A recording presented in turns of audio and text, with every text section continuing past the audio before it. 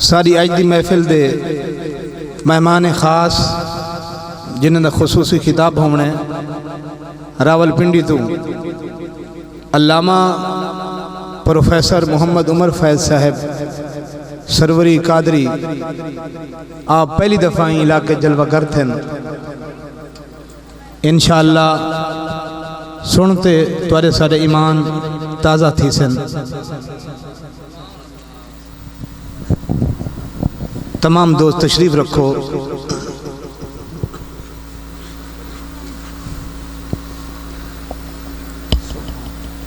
جناب محمد اسماعیل صاحب دی عظیم کاوش ہے جو اپنی محفل ہر سال ایک عظیم عالم دین کو مدعو کرندن جنہیں دے آمن دے نال جماعت اہل سنت دا عقیدہ مضبوط تھی دے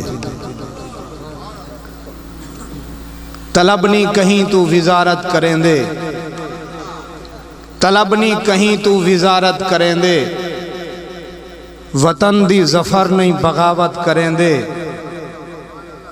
طلب نہیں کہیں تو وزارت کریں دے وطن دی ظفر نہیں بغاوت کریں دے کوڑ تو مکس نہ کیتے کر سچ کوڑ تو مکس نہ کیتے کر ایمیں لاگو ٹیکس نہ کیتے کر جے نات رسول دی پردہ ہیں نظرانے فکس نہ کیتے کر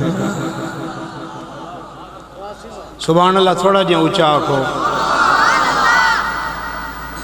اور جنہیں دے آمن دے نال سارے عقیدے پکے تھی نن ایسے علماء کو سنیا کرو اللہ دی قسم انہیں دا ایک دفعہ آمن سارے عقیدے پکے تھی ودن ہزارہ نات خان نات دا تا انکار کہنی نات سبحان اللہ سرکار دی جرہ نات پڑھ دے ان دی عظمت کو سلام ہے لیکن علماء جہاں وجہ محنتائیں آخری شعر دے نال میں اپنے مہمان خاص کو دعوت دیوان چاہنا نہ غیر کو سپر پاور من تیری طاقت صرف ایمان ہے ایمان طاقت ہے تو وہ علندے کیوں نہیں ہوئے نہ غیر کو سپر پاور من تیری طاقت صرف ایمان ہے اسلام نے واضح کر دکھلائے جو چیز زمین اسمان ہے کر ناز نہ باہر دے ڈگرے تے اے ناز تے کو نقصان ہے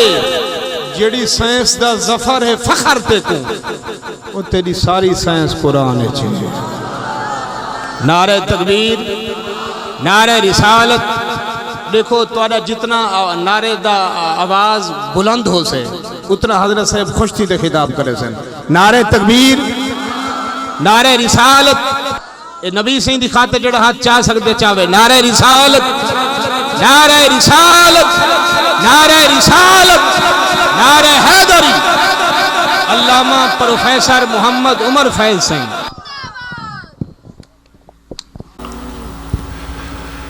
ومن علی المؤمنین بنبیہ المجتبہ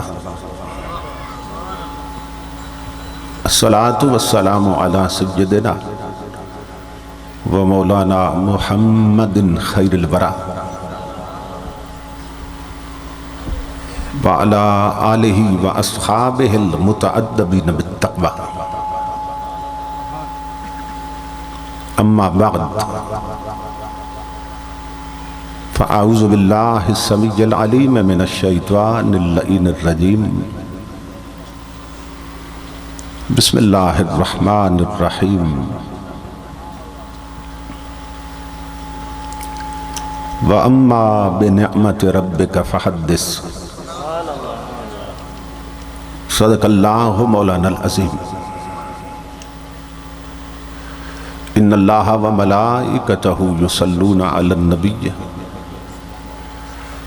یا ایہا الذین آمنوا صلو علیہ وسلموا تسلیما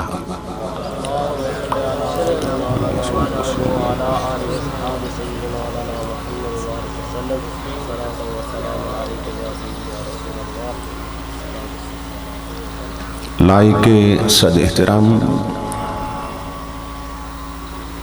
استاذ العلماء سرمایہ ملت حضرت علامہ پروفیسر محمد عثمان سعیدی صاحب دامت برکاتہم العالیہ، خطیب اسلام، نمونہ اسلاف، حضرت علامہ قادر بخش سدیدی صاحب دامت برکاتہم القدسیہ، برادر محترم خطیب اسلام حضرت علامہ مولانا عبد الرحیم معینی صاحب زید مجدہ، عزت مآب جناب SHO محبوب احمد خان صاحب، دیگر معزز مشائخ علماء کرام اور محترم حاضرین و سامعین، اللہ رب العزت کا لاکھ لاکھ شکر ہے کہ جس نے اپنی توفیق خاص سے آپ کو اور مجھے آج کی اس ذی وقار کثیر البرکات اور عظیم المقاصد کانفرنس میں حاضری کا شرف عطا کیا، اور اپنا اور اپنے محبوب مکرم صلی اللہ تعالی علیہ وآلہ وسلم کا ذکر پاک اور پیغام عظیم سننے اور سنانے کی توفیق عطا فرمائی۔ اس عظیم الشان میلاد النبی کانفرنس کے انعقاد پر میں آپ تمام حضرات کی خدمت میں بالعموم اور برادر محترم مجاہد اہل سنت محمد اسماعیل صاحب اور برادر محترم جناب غلام یاسین صاحب اور ان کے جملہ رفقا اور معاونین کی خدمت میں بالخصوص دل کی اچھا گہرائیوں سے ہدیہ تبریک و تحسین پیش کرتا ہوں، اور دعا کرتا ہوں کہ اللہ رب العزت دوستوں کی اس محنت کو اور ہم سب کی حاضری کو اپنی پاک بارگاہ میں قبول و منظور فرمائے، اور آج کی اس نشست کو ہماری اعتقادی، فکری اور عملی تربیت کے اعتبار سے نتیجہ خیز اور بامقصد بنائے۔ میں اپنے برادر عزیز حضرت مولانا قاری محبوب احمد صاحب کبھی شکر گزار ہوں کہ دوران سفر ہی جن کی محبت میرے شامل حال ہو گئی۔ بار دیگر میں اپنے میزبان مکرم محترم محمد اسماعیل صاحب کا شکریہ ادا کرتا ہوں کہ جو لمبا سفر کر کے راولپنڈی تشریف لے گئے اور مجھے اس پروگرام میں حاضری کا حکم دیا۔ ان کے انہی پاکیزہ جذبوں کو دیکھ کر میں نے وعدہ کیا، تاریخ کا تعین ہوا، اللہ رب العزت کا احسان کے وعدہ کے مطابق حاضری نصیب ہو گئی۔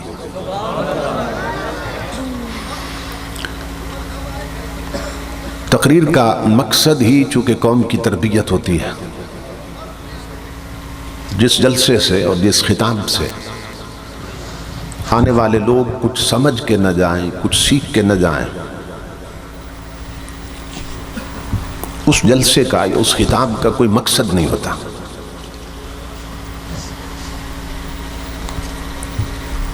تو میں کوشش کروں گا کہ اپنے وقت میں چند گزارشات پیش کروں، جن میں سے بعض کا تعلق عقیدے کی اصلاح کے ساتھ ہوگا اور بعض کا تعلق اعمال کی اصلاح کے ساتھ ہوگا۔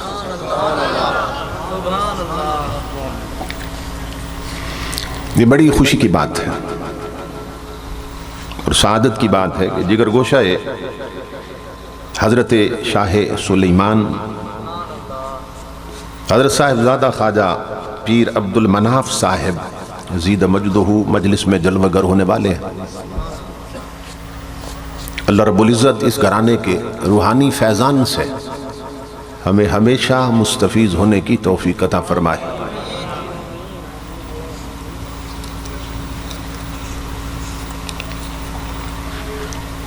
جس معاشرے میں ہم رہتے ہیں اس میں دو قسم کی منافقت پائی جاتی ہے. چونکہ معاشرہ بیمار ہے تو میں بات ہی بیماری سے شروع کر رہا ہوں.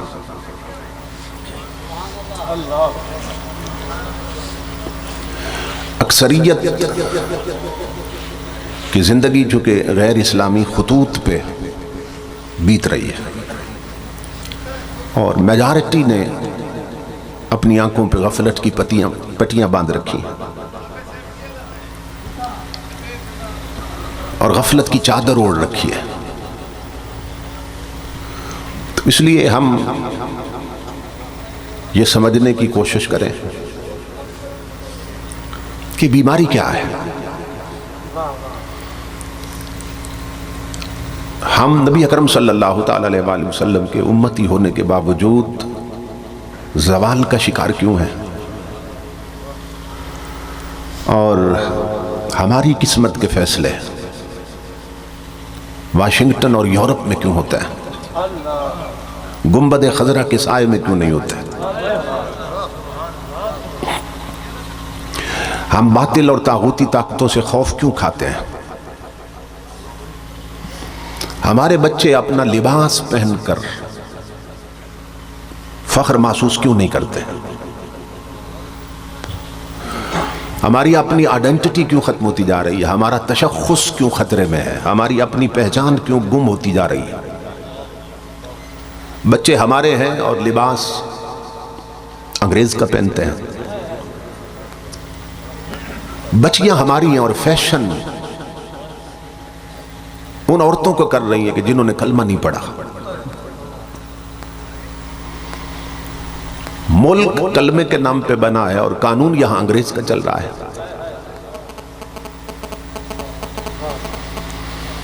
کہنے کو ہم مسلمان ہیں مگر زندگی غیر اسلامی گزار رہے ہیں. سبب کیا ہے؟ جلسے بھی بہت ہو رہے ہیں, ہر روز کہیں نہ کہیں خطاب ہوتا ہے, کہیں نہ کہیں محفل ہوتی ہے, کہیں محافل نعت کے عنوان سے, کہیں محافل میلاد کے عنوان سے, کہیں کل شریف ہو رہا ہے, کہیں چہلم 40واں ہو رہا ہے, کہیں برسی ہو رہی ہے, کہیں سالانہ ہو رہا ہے, کہیں عرس ہو رہا ہے.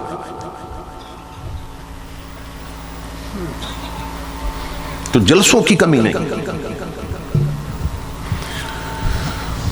تو پھر سوال یہ ہے کہ جب اتنی کثرت سے جلسے ہو رہے ہیں تو مسجدوں کو نئے نمازی کیوں نہیں مل رہے, گھروں میں تلاوت قرآن کرنے والے کیوں پیدا نہیں ہو رہے, اسلامی لباس پہننے والی بچیوں کی کمی کیوں ہوتی جا رہی ہے, اسلامی پردہ ختم کیوں ہو رہا ہے, بے غیرتی کے اڈے آباد کیوں ہیں اور مسجد ویران کیوں ہیں. تو اسلام نے بتایا کہ منافقت کی دو قسمیں ہیں, ایک نفاق اعتقادی, دوسرا نفاق عملی. ایک عقیدے کی منافقت, دوسرا عمل کی منافقت. ہماری سوسائٹی میں, معاشرے میں بہت سے لوگ ایسے ہیں کہ جن کا عقیدہ صحیح ہے مگر عمل خراب ہے, اور بہت سے لوگ ایسے بھی ہیں کہ جن کا عمل قدر بہتر ہے مگر عقیدہ خراب ہے. تو اسلام دونوں کو منافقت کہتا ہے, وہ منافقت عمل میں ہو یا عقیدے میں. منافقت جس روپ میں بھی ہو وہ ایک بیماری ہے اور اس کا علاج ضروری ہے, اور جب تک علاج نہ کیا جائے اس وقت تک مدینے سے رابطے قائم نہیں ہوتے, حضور کی سچی غلامی نصیب نہیں ہوتی. تو امام الانبیاء کے غلاموں, نبی اکرم صلی اللہ تعالی علیہ وآلہ وسلم نے ساری خبریں پہلے دے دی تھی. حضور صلی اللہ علیہ وسلم نے فرمایا تھا سیاتی علی الناس زمان, میری امت پہ ایک وقت آنے والا ہے, لا یبقى من الاسلام الا اسمہ ولا یبقى من القرآن الا رسمہ, کہ اسلام کا صرف نام رہ جائے گا, عمل میں اسلام نظر نہیں آئے گا. صرف نام ہوگا کہ ہم مسلمان ہیں۔ اور امام الانبیاء نے فرمایا میری امت پہ ایک وقت آئے گا کہ قرآن کی صرف رسم رہ جائے گی، اور آج دیکھ لیں کہ قرآن کی صرف رسم رہ گئی۔ باپ اس کا مرا ہے، ختم غیر پڑھنے آئے، جس کا مرا ہے اسے باپ کی موت میں بھی قرآن یاد نہیں آیا، کیونکہ جو مرا ہے اس نے پڑھا ہی نہیں تھا۔ میں نے اپنی آنکھوں سے دیکھا بعض لوگ فوت ہوئے جن کے 4 بیٹے کلاس 1 آفیسر تھے، ایم اے پاس تھے، ایم ایس سی تھے، کلاس 1 آفیسر تھے، لیکن جب باپ فوت ہوا تو وہ 4 افسر وہاں کھڑے باپ کی میت کو دیکھ رہے تھے اور میت کو غیر غسل دے رہے تھے۔ وہ مرنے والا جن کے لیے فیسیں برباد کرتا رہا، جس نے حلال دیکھا نہ حرام، ان کی خواہشیں پوری کرتا رہا، اور برادری میں فخر سے سر اٹھا کے کہتا رہا میرے 4 بیٹے افسر ہیں، زندگی بھر جن پہ فخر رہا۔ ان 4 افسروں میں ایک بھی اس لائق نہیں کہ مرے ہوئے باپ پر جنازے کی دعائیں ٹھیک پڑھ سکے۔ مائیں فخر کرتی ہیں اپنی زندگی میں، جب موت ہو خاندان میں یا جب شادی ہو ساری برادری اکٹھی ہوتی ہے تو کئی مائیں فخر سے بتاتی ہیں میری 4 بیٹیاں پڑھی لکھی ہیں، 4 استانیاں ہیں، کسی نے بی اے بی ایڈ کر رکھا ہے، کسی نے ایم اے ایم ایڈ کر رکھا ہے، فخر سے بتا رہی ہے میری 4 بیٹیاں پڑھی لکھی ہیں۔ مگر اس بزرگ خاتون کو نہیں معلوم کہ تیری ان 4 بیٹیوں میں سے ایک بھی اس لائق نہیں کہ تیرے مرنے کے بعد تیرے لیے خود ختم قرآن کر سکے۔ ایسا ہے کہ نہیں ہے؟ تو بتائیے کہ ہم نے اولاد کو تعلیم کون سی دی؟ مرنے کے بعد ہمارے کیا کام آئی؟ میں ایک فقیر کے پاس بیٹھا تھا، یہ بات کر کے خود بھی رو پڑے اور مجھے بھی رلا دیا۔ کہنے لگے دور ایسا آ گیا جینے کو دل نہیں کرتا، کہتے ہیں اللہ کی عزت کی قسم دل کرتا ہے مر جاؤں، مگر پھر ڈر لگتا ہے کہ لوگ جنازہ خراب کر دیں گے۔ مرنے سے صرف اس لیے ڈر لگتا ہے کہ لوگ جنازہ خراب کر دیں گے۔ کیوں؟ اکثریت کو جنازہ پڑھنا بھی نہیں آتا، صرف صفوں میں کھڑے ہوتے ہیں۔ تو جس شخص سے پوچھو کہتے ہیں مسلمان ہوں۔ میرے آقا نے فرمایا تھا اسلام کا صرف نام رہ جائے گا۔ یہ دکانوں پہ کون ہے؟ سب مسلمان بیٹھے ہیں۔ یہ بازار میں کون پھر رہے ہیں؟ یہ سارے مسلمان ہیں۔ یہ کچہریوں میں کون دھکے کھا رہے ہیں؟ یہ سب مسلمان۔ یہ عدالت کے کٹیڑے میں کون ہے؟ مسلمان۔ یہ جج کون ہے؟ مسلمان۔ یہ اسمبلیوں میں کون بیٹھے ہیں؟ یہ سارے مسلمان۔ جب سے پاکستان بنا اس کے تخت پہ کون حکمران آتے رہے؟ کہا جی سارے مسلمان۔ یہ شادی کس کے گھر میں ہو رہی ہے؟ کہا جی مسلمانوں کے گھر میں ہو رہی ہے۔ سوال یہ ہے کہ جب فٹ پاتھ سے لے کر تخت تک اور گھر کی 4 دیواری سے لے کر اسمبلی ہال تک ہر طرف مسلمان بیٹھے ہیں تو پھر ہر مقام پر کملی والے کا اسلام نظر کیوں نہیں آتا؟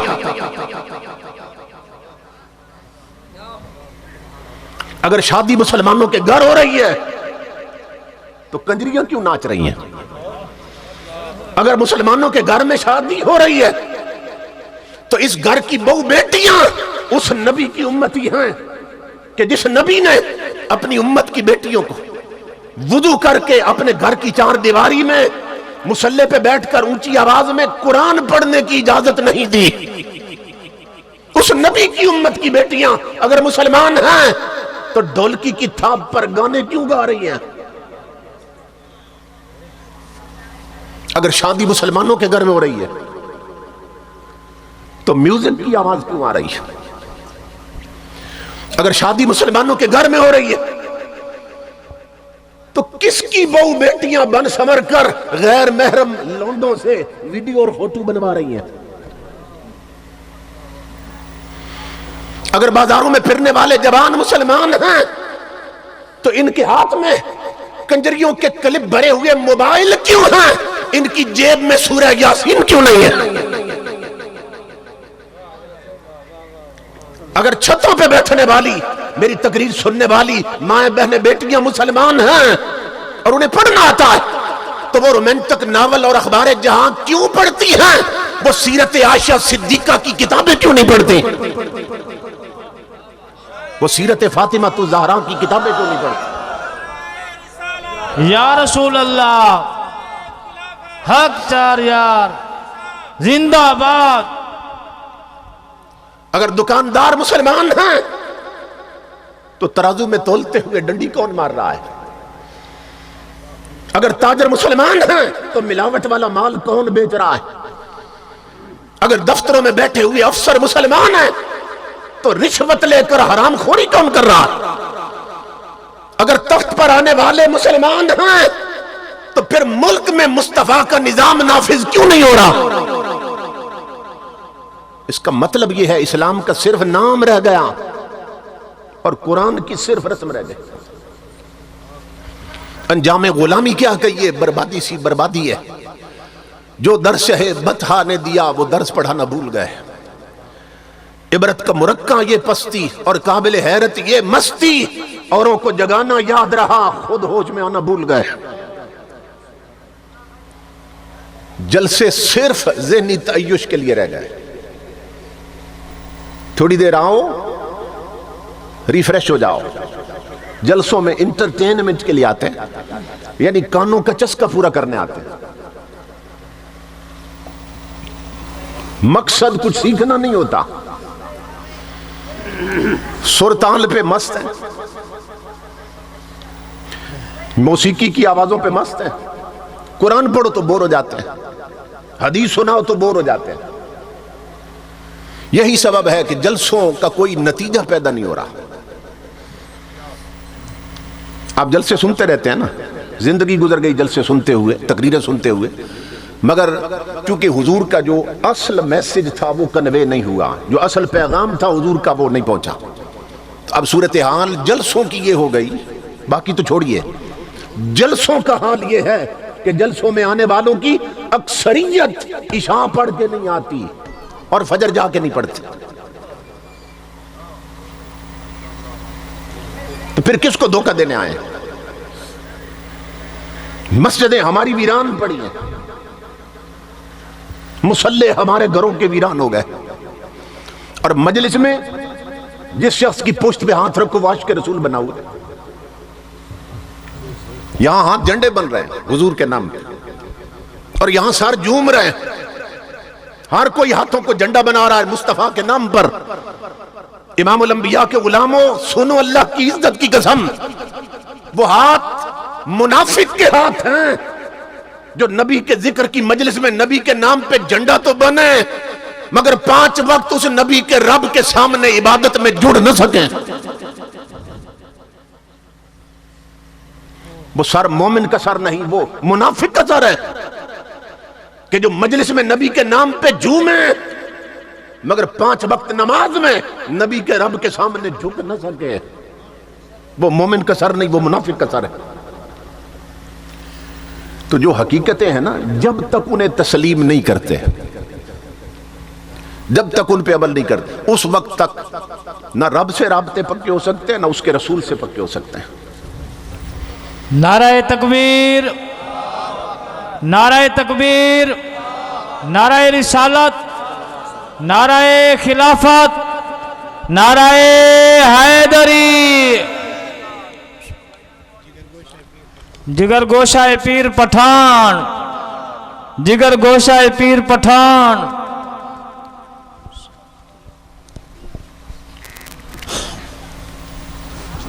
حالت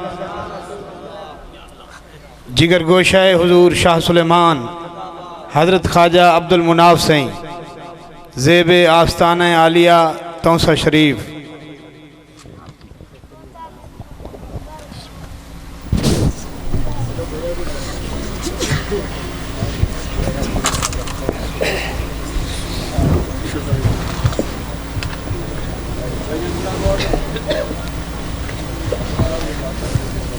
ہماری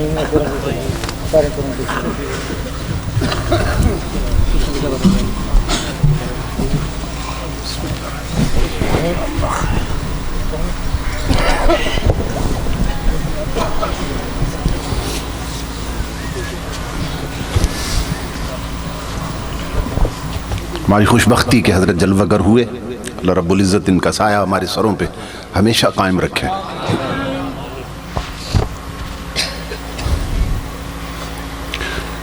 ایک فقیر سے کسی نے پوچھا تھا کہ ایک مومن میں، ایک مسلمان میں اور ایک ولی میں فرق کیا ہوتا ہے؟ ایک عام مسلمان جو ہم جیسا صرف اسلام کا نام لیتا ہے، دعویٰ کرتا ہے، اس میں اور اللہ کے ولی میں فرق کیا ہوتا ہے؟ تو فقیر نے نا بڑی پتے کی بات کی۔ اس نے کہا سن، مسلمان وہ ہے جو رب کو مانتا ہے مگر رب کی نہیں مانتا۔ مسلمان وہ ہے رب کو مانتا ہے، رب کی نہیں مانتا۔ مسلمان وہ ہے جو رسول کو مانتا ہے مگر رسول کی نہیں مانتا۔ اب یہاں کوئی ہے جو کہے میں رب کو نہیں مانتا؟ سب رب کو ماننے والے بیٹھے، سب رسول کو ماننے والے بیٹھے، مگر کتنے ہیں جو رب کی بھی مانتے ہیں؟ رب کو تو مانتے ہیں مگر رب کی نہیں مانتے۔ فقیر نے کہا، اس نے کہا مسلمان وہ ہے جو رب کو مانتا ہے، رب کی نہیں مانتا، رسول کو مانتا ہے، رسول کی نہیں مانتا، اور ولی وہ ہے جو زندگی بھر رب کو بھی مانتا ہے، رب کی بھی مانتا ہے۔ ولی وہ ہے جو زندگی بھر رسول کو بھی مانتا اور رسول کی بھی مانتا ہے۔ سمجھ رہے ہیں؟ تو امام الانبیاء کے غلاموں، جب تک شریعت نہ اپنائی جائے اس وقت تک حضور سے رابطے مستحکم نہیں ہوتے، رابطے پکے نہیں ہوتے۔ بہت سی چیزیں ہیں جو ہمیں بے عملی کی طرف لے جا رہی ہیں، چونکہ تشریح نہیں ہوتی، تفسیر بیان نہیں ہوتی، اس لیے لوگ اس سے غلط تصور لے لیتے ہیں۔ جیسے بعض لوگ کہتے ہیں بھئی حضور نے قبر میں آنا ہے، اور یہ تو حدیثوں سے ثابت ہے حضور قبر میں جلوہ فرمائیں گے، تشریف لائیں گے۔ تو بعض نادان یہ کہہ دیتے ہیں کہ جب قبر میں حضور آئیں گے تو پھر عذاب ہوگا وہاں پہ، پھر وہاں اندھیرا رہے گا جب قبر میں حضور آئیں گے۔ تو ہر بندہ یہ پھر اپنی عقل کی تکڑی پہ نا نتیجہ نکالتا ہے، بھئی قبر میں حضور نے تو آنا ہے، تو جب آئیں گے تو وہاں اندھیرا نہیں رہے گا، وہاں عذاب کیسے آ سکتا ہے جب حضور تشریف لائیں قبر میں؟ تو یہ یاد رکھیے امام الانبیاء کے غلاموں، یہ خود حضور نے فرمایا کہ وہ قبر میں جب پہلی بار آئیں گے اجالا کرنے نہیں آئیں گے، جب پہلی بار قبر میں جلوہ گر ہوں گے اجالا کرنے نہیں آئیں گے، امتحان بن کے آئیں گے۔ وہ امتحان بن کے سامنے کھڑے ہوں گے اور فرشتے کہیں گے ما کنت تقول فی حق حاضر رجل الذی بعث فیکم، بتا یہ ہستی کون ہے؟ سوال بن کے آئیں گے حضور۔ اور امام الانبیاء کے غلاموں، جس شخص نے زندگی بھر ان آنکھوں سے حرام کاری کی ہوگی اور زکوٰۃ نہ دے کر حرام مال کی چربی آنکھوں میں چڑھا رکھی ہوگی، وہ آنکھیں کبھی قبر میں رسول کو پہچان نہیں سکیں گی۔ زندگی بھر جس کی زبان حرام خوری کرتی رہی، وہ زبان کبھی حضور کے بارے میں صحیح جواب نہیں دے سکے گی۔ حضور پہلی بار آئیں گے اجالا کرنے نہیں آئیں گے، ہاں جب پہچان ہو جائے گی پھر اجالے کر جائیں گے، مگر امتحان بن کے آئیں گے۔ جیسے امام الانبیاء نے ایک موقع پہ فرمایا تھا، حضرت صلی اللہ علیہ وسلم نے فرمایا مفتاح الجنت لا الہ الا اللہ۔ حضور نے فرمایا میرے غلاموں، یہ جو کلمہ ہے نا یہ جنت کی چابی ہے، کلمہ جنت کی چابی ہے۔ جو نئے نئے مسلمان ہوئے تھے نا وہ ایک دوسرے کو خوشی سے نا کونیاں مارنے لگ گئے اور کہنے لگے موج ہو گئی، اب کلمہ تو پڑھا ہے، نماز کی ضرورت ہی کوئی نہیں، روزے کی ضرورت ہی کوئی نہیں۔ جب حضور نے فرما دیا کلمہ جنت کی چابی ہے تو کلمہ تو ہم نے پڑھا ہے، چابی تو ہے، بس قیامت آنے کی دیر ہے، تالے کھولیں گے اور جنت چلے جائیں گے۔ کیونکہ چابی تو ہے ہمارے پاس. اب سنو حضور نے کیا فرمایا. امام الانبیاء نے دیکھا یہ اس سے غلط تصور لے رہے ہیں. امام الانبیاء نے فرمایا لوگوں بتاؤ مجھے الیس للمفتاح اسنان، فرمایا کلمہ جنت کی چابی ہے، مگر بتاؤ کیا چابی کے دانت نہیں ہوتے؟ یہ رسول نے فرمایا کیا چابی کے دندانے نہیں ہوتے؟ عرض کیا یا رسول اللہ ہوتے ہیں. فرمایا اگر کوئی دانت ٹیڑھا ہو جائے تو تالا کھلتا ہے؟ عرض کیا آقا نہیں کھلتا. فرمایا پھر سن لو رب کی عزت کی قسم، کلمہ جنت کی چابی ہے، مگر نماز روزہ حج اور زکوٰۃ کی اس چابی کے دندانے، وہ تالا اسی پہ کھلے گا جس نے دانت ٹھیک کر رکھے ہوں گے. سمجھ رہے ہیں؟ تو ہم صرف چابی لیے پھرتے ہیں، اس کے دانت ہم نے ٹیڑھے کر رکھے ہیں. اور صورتحال یہ ہے کہ بوڑھے بوڑھے لوگ اڈوں اور ہوٹلوں پہ تاش کھیلتے رہتے ہیں اور رب کے سجدے چھوڑ دیتے ہیں.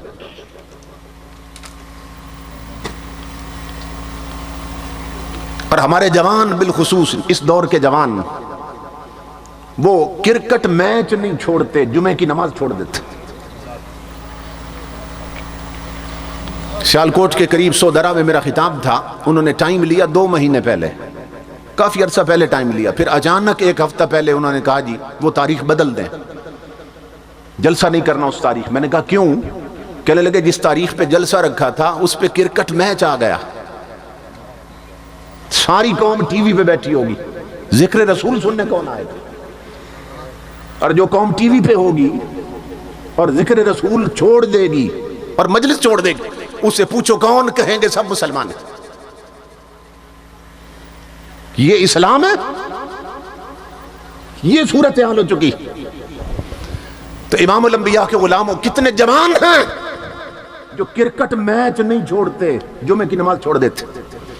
اور گھروں میں بیٹھی ہوئی کتنی ماں بہنیں بیٹیاں ایسی ہیں جو ٹی وی پر ٹیلی ویژن پر ڈرامے کی قسط نہیں چھوڑتی، رب کے سجدے چھوڑ دیتی.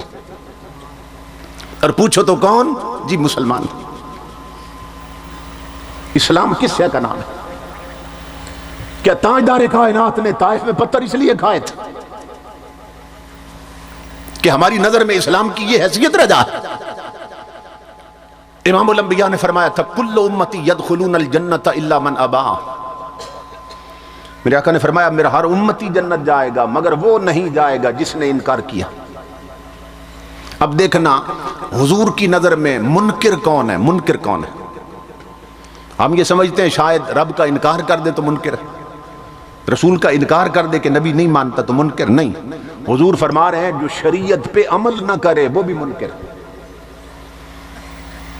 حضور نے فرمایا میرا ہر امتی جنت جائے گا مگر وہ نہیں جائے گا جس نے انکار کیا. عرض کی آقا کس نے انکار کیا؟ قیل من ابا یا رسول اللہ. تو امام الانبیاء بتا رہے ہیں کہ انکار کس نے کیا اور اقرار کس نے کیا. فرمایا من اطاعنی فقد دخل الجنت ومن عصانی فقد ابا. فرمایا سن لو جس نے میری اطاعت کی وہ جنت جائے گا، جس نے میری اطاعت کی، میری مانی، وہ جنت جائے گا. اور جس نے میری نہ مانی اس نے گویا انکار کر دیا اور وہ جہنم جائے گا. تو یہ جو سروں سے دوپٹے اتار کر بازاروں میں پھر رہی ہیں یہ رسول کی مان رہی ہیں؟ یہ جو تاش کھیلتے ہوئے بوڑھے بوڑھے لوگ نمازیں چھوڑ رہے ہیں یہ رب رسول کی مان رہے ہیں؟ یہ جو شادیوں پر گھروں میں ڈول بج رہے ہیں، ڈانس ہو رہے ہیں، بہو بیٹیوں کی ویڈیو بنوائی جا رہی ہے، یہ رسول کی مان رہے ہیں؟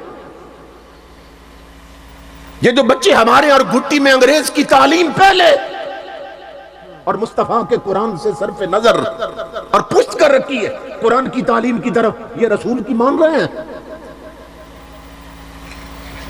یہ حرام خور آفیسر اور یہ بددیانت تاجر اور یہ رب اور رسول کے باغی حکمران کیا یہ مان رہے ہیں رب رسول کی؟ میرے آقا نے فرمایا جس نے میری نہ مانی اس نے انکار کیا اور وہ جہنم جائے گا. یہ تکڑی ہے جو حضور نے دی ہے، اس تکڑی کو ہاتھ میں رکھو. امام الانبیاء کے غلاموں یہ دور فتنوں کا دور ہے. امام الانبیاء نے ایک ایک فتنے کی خبر دی تھی. حضور نے فرمایا تھا میری امت پہ ایک وقت آنے والا ہے یکون فی امتی اربع فتن. فرمایا میری امت میں 4 بڑے فتنے ہوں گے مختلف ادوار میں، مختلف زمانوں میں 4 بڑے فتنے ہوں گے جو میری امت کو برباد کر دیں گے. امام الانبیاء نے پھر خبر دی، فرمایا وآخرها الغنا. یہ میں سیف الملوک نہیں پڑھ رہا، یہ میں ہیر وارث شاہ نہیں پڑھ رہا، یہ میں مصطفیٰ کا کلام سنا رہا ہوں. سمجھ رہے؟ امام الانبیاء فرما رہے ہیں میری امت کا آخری بڑا فتنہ جو میری امت کو برباد کر دے گا وہ گانے ہوں گے، وہ نغمے ہوں گے، وہ گیت ہوں گے. آقا نے فرمایا میری امت کو برباد کرنے والا آخری فتنہ گانے ہوں گے. اب بتاؤ کون سی جگہ ہے جہاں گانے نہیں؟ موبائلوں میں گانے بر رکھے، ہوٹلوں پہ جاؤ تو گانے، اور گاڑی میں بیٹھو تو گانے. اب گانے ہی نہیں، بڑی کوچوں میں فلمیں بھی چلتی ہیں، کنجریوں کے ڈانس ہوتے ہیں، طوائفوں کی آواز گونجتی. اور امام الانبیاء نے فرمایا تھا الغناء ينبت النفاق فی القلب کما ينبت الماء الزرع. فرمایا یہ جو نغمے ہیں، یہ جو گانے ہیں، یہ دلوں میں اس طرح کھوٹ اور منافقت پیدا کرتے ہیں جس طرح پانی سے کھیتی اگتی ہے. یہ بارشیں زیادہ ہو نا تو ہر جگہ پہ سبزہ اگتا ہے. تو حضور نے فرمایا جو لوگ گانے سنتے رہیں تو گانوں کی وجہ سے دل میں منافقت پیدا ہوتی ہے، کھوٹ اگتا ہے. تو کوئی جگہ ہے جہاں گانے نہ ہو؟ شادیوں پہ گانے، ہوٹلوں پہ گانے، گھروں میں گانے، موبائلوں میں گانے، ٹرک گزرے تو گانے، بس میں بیٹھو تو گانے، سوزوکی میں بیٹھو تو گانے، رکشا ہے تو گانے، اور تو اور ٹریکٹر کے ذریعے ہل چلا رہا ہے، اپنا رزق حاصل کرنا ہے، ٹریکٹر پر بھی کنجری کا گانا لگا ہے ہل چلاتے ہوئے. پہلے وہ بیل ہوتے تھے نا، 2 بیلوں کی جوڑی اور پیچھے لکڑی کا ہل، تو بسم اللہ پڑھ کے بزرگ شروع کرتے تھے اور پھر سارے پھیروں میں سورہ یاسین پڑھتے رہتے، سورہ رحمان پڑھتے رہتے، اور کچھ نہیں مصطفیٰ پہ درود پڑھتے رہتے. ہر دانے میں رب کی رحمت شامل ہو جاتی. اب صورتحال یہ ہے کہ ادھر بیج بو رہا ہے، ادھر اوپر کنجری کا گانا چل رہا ہے، ہر دانے پہ لعنت اتر رہی. ایسا اناج کھانے والی قوم کے بچے ڈسکو ڈانسر تو بنتے ہیں، غازی نہیں بن سکتے ہیں. یہ غفلت کہاں سے پیدا ہو رہی ہے؟ امام الانبیاء نے فرمایا جہاں گانے ہوں وہاں لعنتیں اترتی ہیں، وہاں لعنتیں اترتی ہیں. اور ہم نے اپنا رزق بھی ناپاک کر دیا. جب گھر گھر تلاوت قرآن ہوتی تھی اور گھر گھر حضور کی شریعت راج کر رہی تھی اور بہو بیٹیوں کے سروں پہ حیا اور شرم کی چادریں تھیں اور جوانوں کی آنکھوں میں غیرت اور شرم تھی اور تن سے من تک مصطفیٰ کا رنگ چڑھا تھا سیرتوں پر، اس دور کی بات ہے. محدثین لکھتے ہیں امام الانبیاء کے غلاموں کہ گندم کا جو دانہ تھا نا، یہ کھجور کی گٹھلی کے برابر پیدا ہوتا تھا، کیونکہ گھر گھر مصطفیٰ کا قرآن تھا. اتنی برکتیں اللہ شامل کرتا تھا رزق میں، کھجور کی گٹھلی جتنا گندم کا دانہ ہوتا تھا. یہ صورتحال تھی. اور پھر وہ جو رزق کھاتے تھے پھر اس سے جو قوت بنتی تھی نا وہ ساری رب کی بندگی میں خرچ ہوتی تھی. اور اب یہ ہے کہ جو رزق کھا رہے ہیں ایک تو اس میں وہ نحوست ڈال دی اور وہ کھا کر اللہ رب العزت کی نافرمانی پہ قوت مل رہی ہے اور ہر کوئی شریعت سے ٹکرا رہا ہے، شریعت کی طرف پشت کر رکھی. کب زندگی بدلے گی؟ قبریں تو منہ کھولے انتظار کر رہی ہیں. ہر شخص نے موت کی وادی میں اترنا ہے اور قبر میں سب سے پہلا سوال ہی رب اور رسول کا ہونا. اس کی بھی کوئی تیاری ہے کہ نہیں؟ اس کے لیے کسی نے تیاری نہیں کر رکھی. امام الانبیاء فرماتے ہیں تم نہیں سنتے میں سنتا ہوں، فرمایا تم نہیں دیکھتے میں دیکھتا ہوں. یہ بڑے بڑے چودھری، ملک، مہاراجے، جنرل، بریگیڈیئر، بادشاہ اور وزیر اعظم، امام الانبیاء فرماتے ہیں چونکہ وہ جوڑتے رہے جو تجوریوں میں رہ گیا، جو بینکوں میں رہ گیا، وہ نہ جوڑ سکے جو عملوں کا سکہ قبر میں چلنا تھا، وہ نہ جوڑ سکے جو قبر میں ساتھ جانا تھا۔ تو آقا فرماتے ہیں اب قبر میں چیخ رہے ہیں، اب بڑے بڑے چودھری ملک مہر راجے رب رسول کے جو غدار بنے رہے زندگی بھر، اب قبروں میں چیخ رہے ہیں۔ اور پتہ ہے کیا کہتے ہیں؟ امام الانبیاء فرماتے ہیں چیخ کر کہتے ہیں حل من احد من یذکر غربتنا، کہتے ہیں ہائے افسوس، ہے کوئی دنیا میں جو آج ہماری غریبی پہ ترس کھائے؟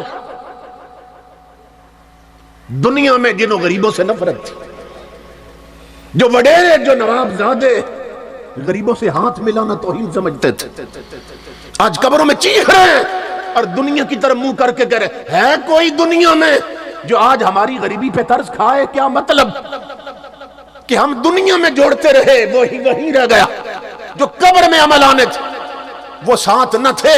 ہم دنیا کے امیر آج قبروں میں غریب ہو گئے، عذاب میں مبتلا۔ ہے کوئی دنیا میں جو آج صرف ایک بار مصطفیٰ پہ درود پڑھ کے اس کا ثواب ہمیں بھیج دے؟ صرف ایک بار کل شریف پڑھ کے ثواب بھیج دے۔ اب قبروں میں چیخ رہے ہیں، اب قبروں میں آگ لگی ہے، اب سانپ لپٹے ہیں، اب بچھو ڈس رہے ہیں، اور اب چیخو پکار ہے۔ تو اس وادی میں یا تو اترنا نہیں ہے اور بچ تو نہیں سکتے، اترنا سب نے ہے۔ تو جب سب نے اترنا ہے تو پھر سنورنے کی کوشش اور فکر کیوں نہیں کرتے؟ تو میرے بھائیوں یہ جلسے اس لیے بنے، یہاں سے سیکھ کے جاؤ۔ آج اس تڑپ کے ساتھ اٹھو یہاں سے کہ اس وقت تک تمہاری آنکھ نہ لگے جب تک فجر کی نماز ادا نہ ہو جائے۔ ایک مسلمان میں اتنی فکر ہونی چاہیے، پکے سچے نمازی بن جاؤ۔ جس رسول کا میلاد منا رہے ہو صلی اللہ علیہ وسلم، انہوں نے اس دنیا میں آتے ہی سب سے پہلے اپنے رب کو سجدہ کیا تھا۔ بچے تو اور بھی پیدا ہوتے ہیں نا، اور ہمارے حضور بھی پیدا ہوئے، لیکن حضور کی امی جان فرماتی ہیں آؤ میں تمہیں بتاؤں جب آئے تو تمہارا رسول کیسا تھا۔ آپ فرماتے، بعض لوگ یہ مثال دے کے نا مثلیت کا عقیدہ بناتے ہیں، اگلی بات نہیں کرتے، یہاں تک بیان کریں گے چونکہ اپنا مسلک بتانا ہے نا، عقیدہ، اس پر دلیل دے رہے ہیں۔ کہتے ہیں دیکھو نا جی، نبی بھی ہمارے جیسے تھے نا، ہم بھی تو پیدا ہوئے، نبی بھی پیدا ہوئے، تو کیا فرق رہا؟ نبی بھی ماں کے پیٹ میں رہے، ہم بھی ماں کے پیٹوں میں رہے، تو ہمارے جیسے تھے تو ماں کے پیٹ میں رہے۔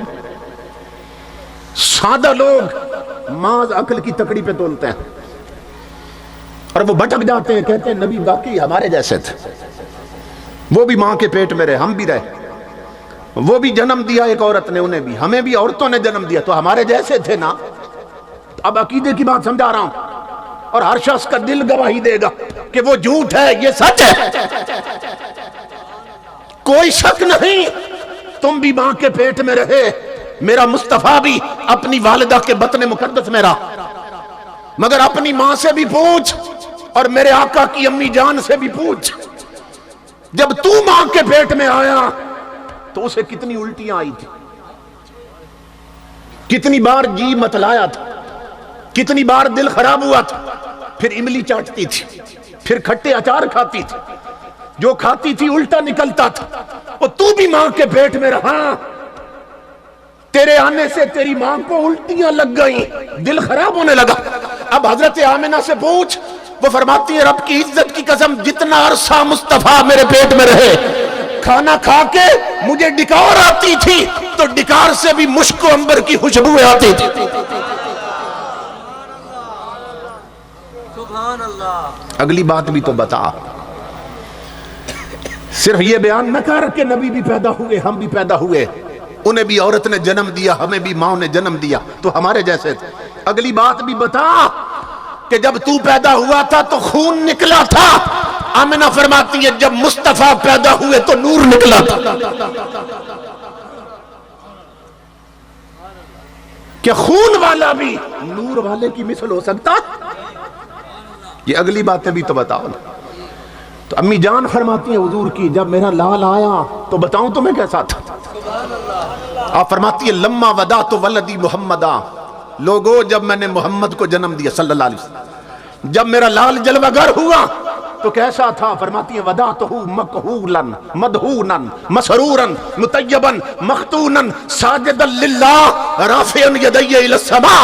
فرمایا جب میرا لال پیدا ہوا میں نے آنکھیں دیکھی تو سرمے لگے تھے، میں نے بال دیکھے تو تیل ملے تھے، میں نے جسم دیکھا تو عطر لگے تھے، میں نے ہونٹ دیکھا تو ہنس رہا تھا، ناف دیکھا تو کٹی تھی، ختنے ہوئے تھے، سر سجدے میں جھک رہا تھا، اور ہاتھ امت کی بخشت کے لیے اٹھا کے دعا مانگ رہا تھا۔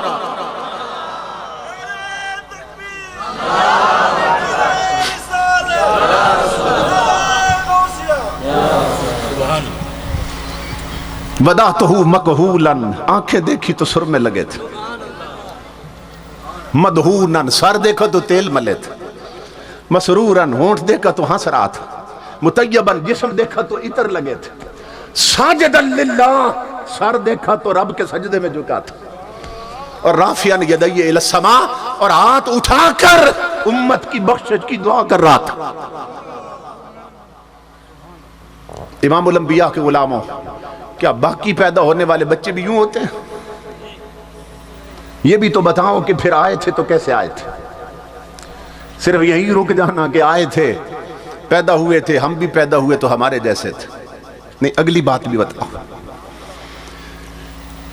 عورتوں کو نا اس وقت فکر ہوتی ہے جب بھی کہیں بچہ پیدا ہو، آپ جانتے ہیں کچھ خواتین تجربے کار اس وقت پاس ہوتی ہیں تو سب سے پہلے وہ بچوں کو ہاتھوں میں لیتی ہیں اور صاف کرتی ہیں، اور آپ جانتے ہیں کہ آج کل اکثر بچے چونکہ ہسپتالوں میں پیدا ہوتے ہیں تو پھر جو لیڈی ڈاکٹرز ہوتی ہیں نا، چونکہ ان کے ہاتھ میں بچہ آتا ہے جب پیدا ہوتا ہے تو وہ یہاں تک دستانے چڑھا لیتی ہیں۔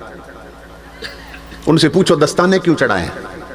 وہ کہتی ہیں بچے کے ساتھ جراثیم ہوتے ہیں، غلاظت لگی ہوتی ہے، بعض پہ پیپ اور خون لگا ہوتا ہے، بعض پہ رطوبتیں ہوتی ہیں، کہا کہ ہاتھ ناپاک ہو جاتے ہیں اور جراثیم لگ جاتے ہیں۔ تو ہمارے بچے پیدا ہوں تو لیڈی ڈاکٹروں کو جراثیم لگیں اور دستانے چڑھا لیں، اور پھر عورتیں ہاتھ میں لے کر بچوں کو صاف کرتی ہیں، آنکھیں چپک رہی ہوتی ہیں، اور پھر غسل دیتی ہیں بچوں کو، اور پھر سرمے لگاتی ہیں تاکہ آنکھیں کھول سکیں۔ جب تمہارا میرا نبی آیا تو جو عورتیں کمرے میں موجود تھیں وہ بھی آگے بڑھی کہ بچے کو لیں اور صاف کریں اور غسل دیں اور سرمے لگائیں، مگر قدرت آواز دے رہی تھی، او مکے کی عورتوں کیسی بات سوچ رہی ہو، یہ وہ بچہ نہیں جو تم سمجھ رہی ہو، یہ پاک ہونے نہیں، یہ پاک کرنے آیا۔ اور کیا سوچ رہی ہو کہ سرمے لگائیں؟ کہا محبوب میرا ہو اور سرمے تم لگاؤ۔ حضور سیدنا پیر میر علی شاہ فرماتے ہیں اکھاں وچ قدرتی سرمے دی دھاری اور دلاں نو قتل کر دی جیوں کٹاری۔ سرمے رب نے ڈالے تھے، کیوں؟ کہ اگر سرمہ مکے کی عورتیں لگاتی، یہ نکتہ سنو، اگر سرمہ عورتوں پہ چھوڑ دیتے اور مکے کی عورتیں سرمہ لگاتی تو بعد میں آنے والے گستاخ کہہ سکتے تھے کہ مصطفیٰ کے حسن میں جو کمی رہ گئی تھی وہ مکے کی عورتوں نے سرمے لگا کے پوری کی تھی۔ اللہ نے فرمایا میں یہ کسی کو کہنے نہیں دوں گا، جس کا یار ہے، جس کا محبوب ہے، اس نے کوئی کمی چھوڑی ہی نہیں ہے، اس نے اسے بنا سنوار کے بھیجا، اس لیے سرمے لگے ہوئے، عطر ملے ہوئے، اور آتے ہی امام الانبیاء نے اپنا سر رب کے حضور سجدے میں ڈالا۔ اب یہاں عقیدے کی بات بھی سنو اور عمل کی بھی۔ امام الانبیاء کے غلاموں، کیا ساجد للہ، رب کو سجدہ کر رہے تھے؟ کیا کر رہے تھے؟ اللہ کو سجدہ کر رہے تھے۔ تمام علماء نے لکھا رب کو سجدہ کر رہے تھے۔ اب اگر یہ سجدہ ہے اور سجدہ رب کو ہو رہا ہے تو اللہ رب العزت کا سجدہ اس وقت تک سجدہ نہیں بنتا جب تک 6 چیزوں کا علم نہ ہو۔ یہ غور سے سنیے، لوگ کہتے ہیں نبی کو دیوار کے پیچھے کی خبر نہیں، یہ ابھی پیدا ہوئے کتنی خبریں ہیں، یہ سنو، سجدہ اس وقت تک سجدہ نہیں بنتا رب کا جب تک 6 چیزوں کا علم نہ ہو۔ جو سجدہ کر رہا ہے اسے خبر ہونی چاہیے میرا جسم پاک ہے کہ نہیں، جو سجدہ کر رہا ہے اسے معلوم ہونا چاہیے میرے کپڑے پاک ہیں کہ نہیں. جو سجدہ کر رہا ہے اسے خبر ہونی چاہیے جہاں سجدہ کر رہا ہوں جگہ پاک ہے کہ نہیں. جو سجدہ کر رہا ہے اسے معلوم ہونا چاہیے میں نے سجدہ کرنا کس کو ہے. جو کر رہا ہے اسے خبر ہونی چاہیے میں نے سجدے میں پڑھنا کیا ہے. سمجھ رہے؟ تو تمہارا میرا نبی آتے ہی رب کو سجدہ کر کے بتا رہا ہے کہ جسے پیدا ہوتے ہی اتنی خبریں ہیں، جب اس پر وحی اترنے لگی ہوگی تو کتنی خبریں ابھر گئی ہوں گی، پھر اس کے علم کا حال کیا ہوگا. تو امام الانبیاء آتے ہی سجدے میں گرے. حضرت آمنہ فرماتی ہیں میں حیران ہو گئی کہ عمر بچوں والی ہے اور کام نبیوں والا دکھا رہا ہے. یہ سجدے کرنا یہ تو نبیوں کا طریقہ ہے. کہتی ہیں فَأَدْنَيْتُ أُذُنِي عِنْدَهَا، میں نے کان قریب کیے کہ سنوں تو صحیح سجدے میں گر کے کیا کہہ رہے ہیں. فَسَمِعْتُ، کہتی ہیں لوگوں میں نے سنا، وَهُوَ يَقُولُ، سجدے میں گر کے کہہ رہے تھے اللہم اغفر لأمتی، مولا میری امت کے گناہ معاف کر دے. اللہم اغفر لأمتی، مولا میری امت کے گناہ معاف کر دے. امام الانبیاء اس دنیا میں آتے ہی امت کی بخشش کی دعا کر رہے ہیں اور تاجدار کائنات بتا رہے ہیں لوگوں میں آگ کے نبی نہیں بنا، ماں کے پیٹ سے ہی نبی بن کے آیا ہوں. امت کی بخشش کی دعا ہو رہی. اللہم اغفر لأمتی. دو چیزوں سے نہ حضور کو سب سے بڑھ کے محبت تھی، ایک اپنے رب کے ساتھ، ایک اپنی امت کے ساتھ. اور دیکھیے اس دنیا میں آتے ہی حضور کی دونوں محبتیں ظاہر ہو گئیں کہ اس دنیا میں آتے ہی رب کا سجدہ نہیں بھولے، امت کی بخشش کی دعا نہیں بھولے. امام الانبیاء نے بتا دیا لوگوں رب کا سجدہ کتنا ضروری ہے. آج ہم حضور کا میلاد بھی مناتے ہیں اور حضور کا معراج بھی مناتے ہیں، دونوں چیزیں مناتے ہیں، معراج النبی بھی اور میلاد النبی بھی. میلاد پہ حضور نے سب سے پہلے خود رب کو سجدہ کیا تھا اور معراج پہ سجدے تحفے میں لائے تھے. اب جو بندہ حضور کا معراج بھی منائے اور میلاد بھی اور سجدے نہ کرے، یعنی نمازیں نہ پڑھے، اس سے بڑا منافق کون ہے؟ اس سے بڑا دجال کون ہے؟ اس سے بڑا جھوٹا کون ہے کہ جس کا میلاد منا رہا ہے اس نے سب سے پہلے اپنے رب کو سجدہ کیا، اور جس کا معراج منا رہا ہے وہ سجدے تحفے میں لائے اور میلاد پر خود سجدے میں سب سے پہلے گرے. تو امام الانبیاء کے غلاموں، میرے آقا نے فرمایا بین العبد والکفر ترک الصلاۃ، یہ جو نماز ہے نا یہ مومن میں اور کافر میں فرق کرتی ہے. نماز سے پتہ چلتا ہے مومن کون اور کافر کون. یہ پاکستان ابھی نہیں بنا تھا تو آبادیوں میں نا سکھ ہندو مسلمان اکٹھے رہتے تھے. ایک ہی بازار میں دکانیں ہوتی تھیں، سکھوں کی ہیں، ہندوؤں کی ہیں، ساتھ مسلمانوں کی ہیں. تو جب کوئی پردیسی بازار میں آتا، اجنبی آتا، تو وہ دیکھتا کہ کچھ دکانیں کھلی ہیں کچھ بند ہیں، تو اس کو عقیدہ پوچھنے کی ضرورت ہی نہیں ہوتی تھی. وہ دیکھتا نماز کا وقت ہے، زور کی نماز کا وقت، تو خود پہچان جاتا جن کی دکانیں بند ہیں نا یہ مسلمان تھے جو رب کے سجدے کو گئے ہیں، اور جن کی کھلی ہیں یا ہندو ہیں یا سکھ ہیں. یہ خود پتہ چلتا عمل سے. اب ایمان سے بتاؤ توسا شریف میں کتنے ہندو رہتے ہیں، اس حیر و شرکی میں کتنے سکھ رہتے ہیں. تو پھر اپنے گریبان میں جھانکو کہ ادھر نماز کا وقت ہے، ادھر ہوٹل پہ تاش کون کھیل رہا ہے. ادھر جمعے کے سجدوں کا وقت ہے، ادھر میدان میں کرکٹ کون کھیل رہا ہے. ادھر عشاء کی نماز کا وقت ہے، ادھر ٹی وی پر ڈرامے کون دیکھ رہی ہے. کیونکہ اب یہاں ہندو سکھ نہیں رہتے، کیا ہم خود وہ بن گئے عمل میں. میرے آقا نے فرمایا تھا نماز فرق کرتی ہے کافر میں اور مسلمان میں. تو جس بدبخت نے یہ فرق بھی مٹا دیا اس کا ایمان کہاں بچا، اسلام کہاں بچا. اور آج سب سے بڑھ کر غفلت نماز میں ہو رہی ہے. حضرت سیدنا فاروق اعظم کے بیٹے حضرت عبداللہ فرماتے ہیں ہمارے صحابہ کے زمانے میں حال یہ تھا کہ اذا کننا فقدنا الرجل فی الفجر والعشاء اسانا به الظن. فرماتے ہیں کہ جب ہم دیکھتے کہ ہے کوئی مسلمان مگر عشاء نہیں پڑھتا اور فجر نہیں پڑھتا. یہ صحابہ کا زمانہ تھا. کہتے ہیں جب کوئی مسلمان فجر اور عشاء نہ پڑھتا نا تو ہمیں شک ہونے لگتا کہ یہ مسلمان نہیں، یہ منافق ہے. صرف 2 نمازیں نہ پڑھتا تو صحابہ سمجھتے یہ منافق.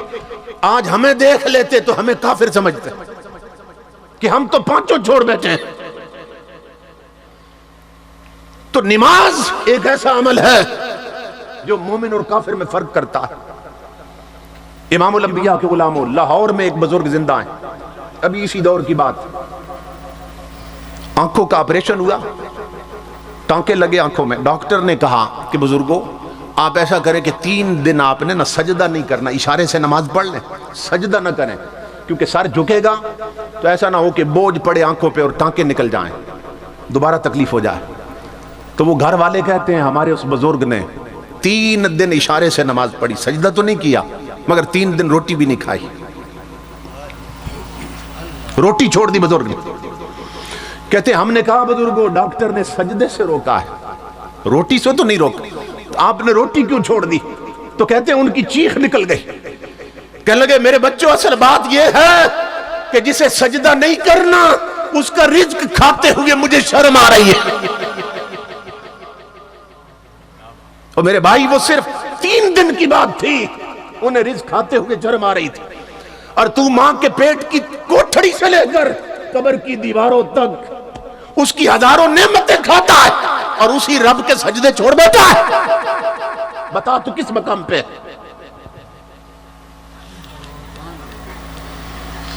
کلاس لگی تھی نا، استاد پڑھا رہا تھا، بچوں سے سوال کر دیا اس نے، بتاؤ بچوں نماز کون نہیں پڑھتے؟ اب بچے تو معصوم ہوتے ہیں نا، معصوموں سے باتیں پھر بھی وہی نکلتی ہیں ان کے درجے کے مطابق، کھری بات کرتے ہیں. بچے کہنے لگے، ایک بچہ کہنے لگا استاد جی میں بتاؤں؟ کہا بتاؤ کون لوگ ہیں جو نماز نہیں پڑھتے؟ اس نے کہا استاد جی جو مر جائیں وہ نماز نہیں پڑھتے، جو زندہ ہوں وہ پڑھتے، مردے نماز نہیں پڑھتے. جواب ٹھیک تھا کہ نہیں؟ کہا جو مر جائیں وہ نماز نہیں پڑھتے. دوسرا بچہ کہنے لگا استاد جی میں بتاؤں کون نماز نہیں پڑھتے؟ کہا بیٹا تم بتاؤ. کہا استاد جی نماز وہ نہیں پڑھتے جنہیں نماز پڑھنی ہی نہیں آتی. اب ظاہر ہے جب آتی نہیں تو کیا پڑھیں گے؟ اس نے بھی بات ٹھیک کی. کہا استاد جی جو نماز نہیں پڑھ سکتے نا، جنہیں پڑھنی نہیں وہ نہیں پڑھتے. دوسرے نے کہا جو زندہ نہیں ہوتے مر جائیں وہ نماز نہیں پڑھتے. تیسرا کہنے لگا استاد جی میں بتاؤں کون نہیں پڑھتے؟ کہا بتاؤ کون لوگ نماز نہیں پڑھتے؟ کہا استاد جی حقیقت یہ ہے کہ نماز مسلمان پڑھتے ہیں، جو کافر ہیں وہ نماز نہیں پڑھتے. ان تینوں کی بات سامنے رکھو، نمازیں نہ پڑھنے والوں، اڈوں اور ہوٹلوں کو آباد کرنے والوں اور مسجدیں ویران کرنے والوں، گریبان میں جان کو بتاؤ کیا تم مردے ہو کہ نماز نہیں پڑھتے؟ یا تمہیں پڑھنی نہیں آتی جو نماز نہیں پڑھتے؟ یا تم مسلمان نہیں ہو کہ نماز نہیں پڑھتے؟ بتاؤ کس کیٹیگری میں ہو، کس طبقے سے تمہارا تعلق؟ حضرت آمنہ فرماتی ہیں میرا لال آتے ہی رب کے سجدے میں گرا اور کان قریب کیے تو آواز آ رہی تھی مولا میری امت کے گناہ معاف کر دے، مولا میری امت کی خطائیں معاف کر دے. تو سب سے بڑھ کر اس دور میں غفلت نماز سے بڑھتی جا رہی ہے.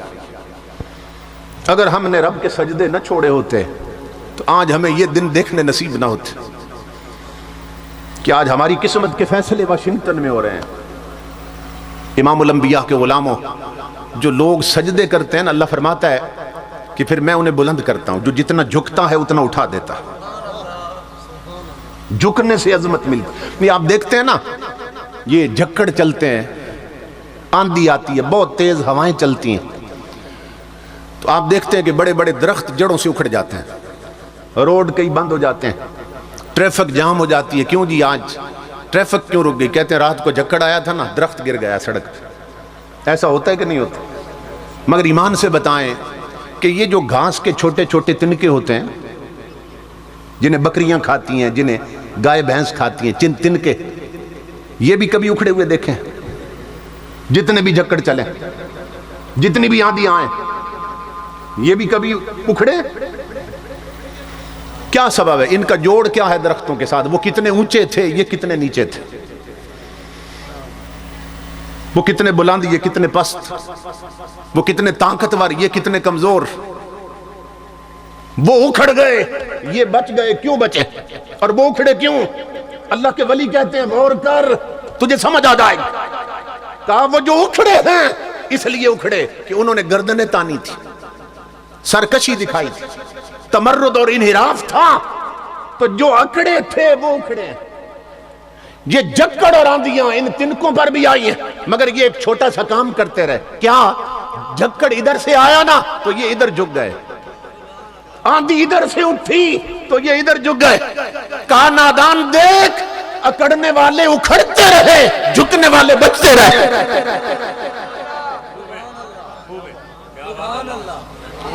یہ جو آج تو اکھڑا پھرتا ہے اس کا سبب یہ ہے کہ تو نے جھکنا چھوڑ دیا. اگر تجھے جھکنا نصیب ہو جائے تو اللہ کی عزت کی قسم، ایک امریکہ تو کیا کروڑوں امریکہ مل جائیں تیرے پاؤں میں لغزش پیدا نہیں کر سکتے. تو جھکنے والا تو بن. پھر دیکھ میرے رب کی مدد کس طرح شامل حال ہوتی ہے. پھر دیکھ مدینے سے خیرات کیسے ملتی ہے. تاجدار انبیاء کے غلاموں جن کے سر جھکنا سیکھ جائیں، اللہ کی عزت کی قسم ان کے لبوں سے صدا بعد میں نکلتی ہے، مدینے سے عطا پہلے ہوتی ہے. اس لیے اپنے آپ کو حضور کی چوکٹ پہ لاؤ. ہماری آئیڈینٹی خطرے میں ہے، تشخص پہچان خطرے میں. وضع میں تم ہو نصارہ تو تمدن میں ہنود. یہ مسلمان ہیں جنہیں دیکھ کے شرمائے یہود.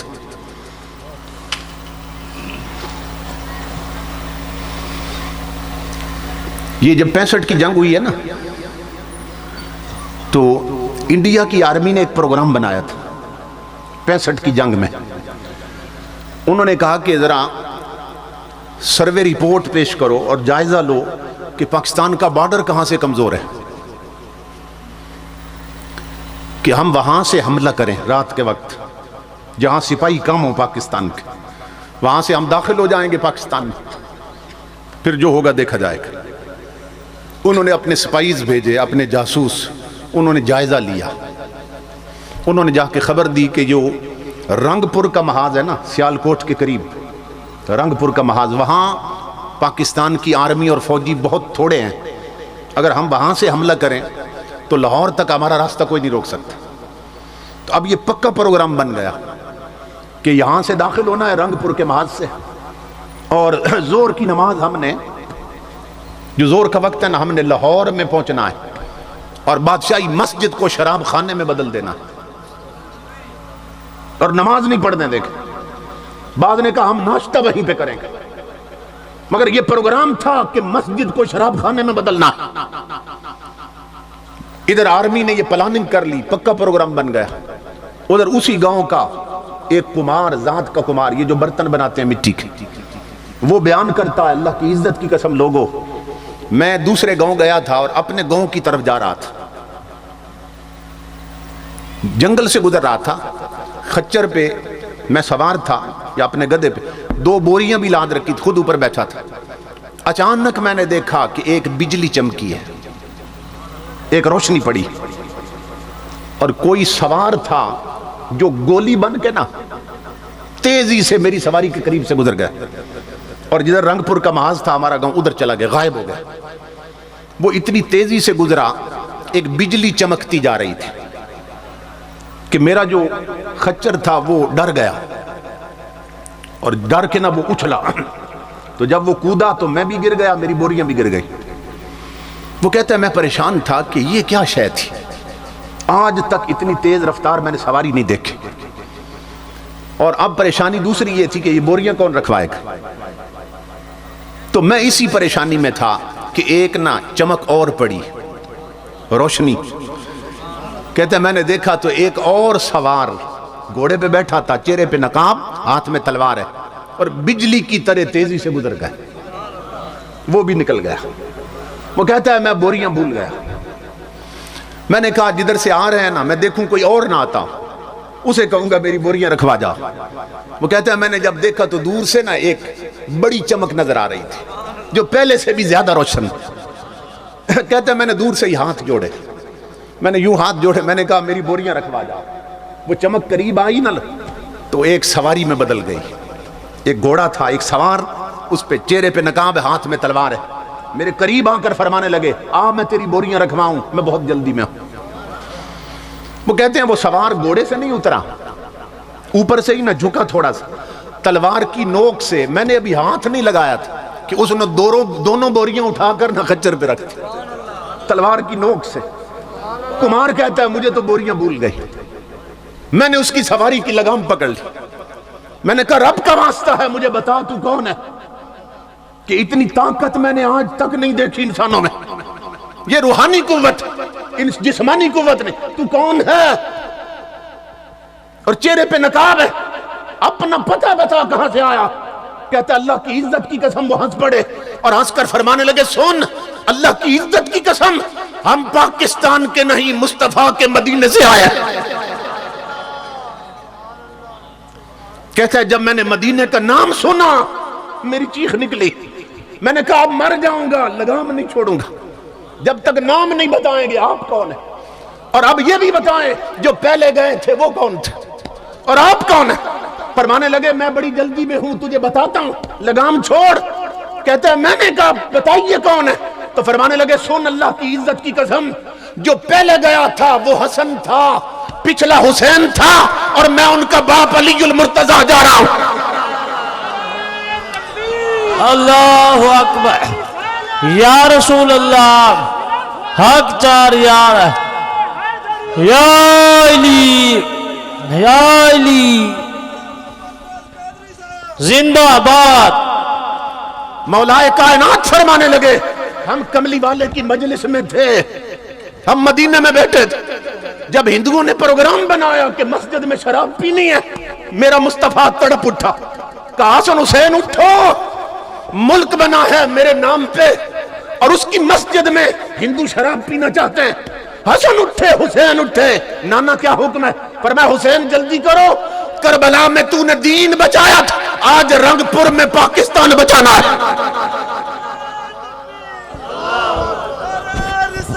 یا رسول اللہ.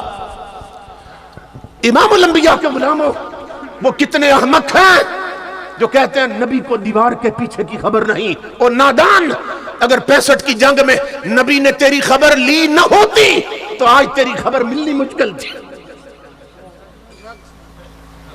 یہ ان کے احسانات ہیں ہم پر. امام الانبیاء کے غلاموں کی مشکل بنی تو مدینے سے خیرات آ گئی. لیکن اس وقت کیوں آئی تھی؟ اس لیے کہ ماؤں کے سروں پہ، بیٹیوں کے سروں پہ شرم و حیا کی چادریں تھے. بازار اجڑے ہوئے تھے، مسلح گھر میں آباد تھے. جوانوں کے ہاتھ میں سورہ یاسین رہتی تھی. گھر گھر مصطفیٰ کا دین راج کرتا تھا. بازاروں میں بھیڑ کم تھی، مسجدیں سجدوں سے بری رہتی تھی. اس وقت مشکل بنی تو مدینے سے خیرات ملی. آج اگر مشکل بنی تو شاید بھیک نہ آئے، کیونکہ دوپٹے اتر گئے. جن گھروں میں مصطفیٰ کا قرآن گونجتا تھا آج وہاں انڈیا کے گانے چل رہے ہیں. جن بہو بیٹیوں کے ہاتھ میں سیرت فاطمہ کی کتابیں ہوتی تھی وہ آج اخبار جہاں پڑھ رہی ہیں اور فلمی میگزین پڑھ رہی ہیں. اب مشکل بنی تو شاید مدینے سے خیرات نہ ملے. اس لیے اپنے آپ کو بدلو، اپنی ماں بہنوں بیٹیوں کا لباس بدلو، انہیں شریعت کا پردہ سکھاؤ. اپنی اولاد کی تعلیم سب سے پہلے مصطفیٰ کے قرآن سے شروع کرو. اپنے گھروں میں جاؤ تو شریعت کا جھاڑو دو. ہاں یہ تقریر سن کے جاؤ، گھروں میں عورتیں روز جھاڑو دیتی ہیں، گھر صاف کرتی ہیں، کمرے صاف کرتی ہیں، سین صاف کرتی ہیں. اس مجلس میں آنے والوں آج گھروں میں جاؤ تو مصطفیٰ کی شریعت کا جھاڑو دو گھروں میں. کیا مطلب؟ ہر گھر کا کمرہ دیکھو، ہر میز دیکھو، ہر الماری دیکھو، اور گھر جا کر ہر وہ نقش مٹا دو جو میرے مصطفیٰ کو پسند نہیں ہے.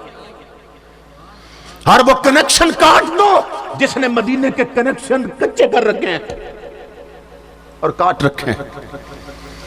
ہے تجھ کو سنبھلنا تو ہے اب وقت سنبھل جا، اے بحر عمیق اپنے کناروں سے اچھل جا.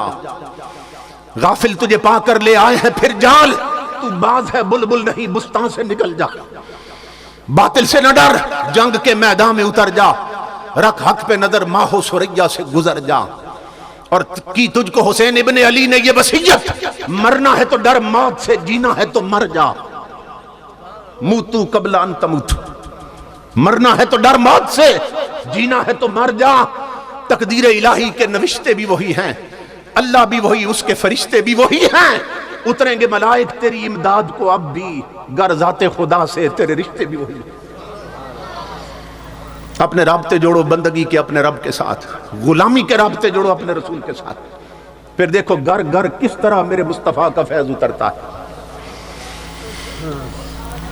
یا آپ دیکھیں نا، آپ ٹی وی آن کرتے ہیں، ٹی وی تو کبھی ایسا ہوتا ہے آواز بھی نہیں آتی، تصویر بھی نہیں آتی، تو آپ کیا کرتے ہیں؟ بچے کو کہتے ہیں چھت پہ جاؤ، ایریل گھماؤ، اینٹینا گھماؤ، تو وہ کیا کرتا ہے؟ صرف تھوڑا سا رخ ہی بدل دیتا ہے، ڈائریکشن بدل دیتا ہے، کانٹا بدل دیتا ہے، کانٹا بدل دیتا ہے۔ پھر کیا ہوتا ہے؟ تھوڑا سا رخ بدلتا ہے، آواز بھی آتی ہے، تصویر بھی آنے لگتی ہے۔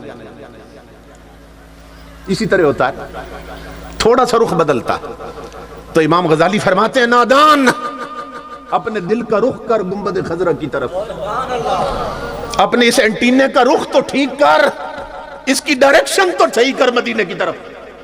اور یہ اخبار پڑھ کے نہیں ہوگی ڈائریکشن ٹھیک، یہ مصطفیٰ کا قرآن پڑھ کے ہوگی۔